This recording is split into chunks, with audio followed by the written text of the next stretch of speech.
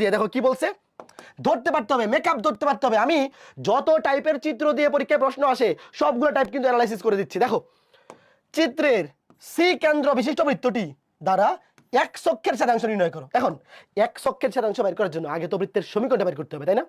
আগে বৃত্তের সমীকরণটার আদর্শ আকৃতি বের করতে হবে, তারপরে তুমি এক সক্ষের গণিতাংশ কিংবা ওই অক্ষের গণিতাংশ বের করবা। এখন এই যে দেখো সি কেন্দ্র বিশিষ্ট বৃত্তটা, দেখো এই যে সি কেন্দ্র বিশিষ্ট বৃত্ত, দেখো এ বিন্দু স্থানাঙ্ক দেওয়া, বি বিন্দু স্থানাঙ্ক দেওয়া। তোমরা কি জানো এই এ বি রেখাটা বৃত্তের ব্যাস? কেমনে ব্যাস? কারণ এটা কেন্দ্র দিয়ে গেছে, এই যে দেখো কেন্দ্র দিয়ে গেছে। ভাইয়া যেহেতু এবি রেখাটা বৃত্তের কেন্দ্র দিয়ে যায়, তাহলে অবশ্যই এবি রেখাটা বৃত্তের ব্যাস এবং ব্যাসের দুইটা প্রান্ত বিন্দু দেওয়া আছে। দেখো বুঝছো কথা? তাহলে এই যে এ বিন্দু এবং বি বিন্দু, এরা দুইটা বিন্দু হচ্ছে নির্ণয় বৃত্তের ব্যাসের দুইটা প্রান্ত বিন্দু। তাহলে নির্ণয় বৃত্তের সমীকরণ হবে x - x1 into x - x2 plus y - y1 into y - y2 সমান 0। তুমি এইটাকে ধরো x1 y1, এটাকে x2 y2, অথবা এটাকে x1 y1, এটাকে x2 y2, তোমার যেটা ইচ্ছা। পারবা? বলো পারবা পারবা পারবা। এই যে দেখো প্রথমে এই যে সমীকরণটা বের করবা, এই যে নির্ণয় বৃত্তের সমীকরণ, তারপরে এক ছকের গণিত অংশ ভাইয়া 2√(g² - c).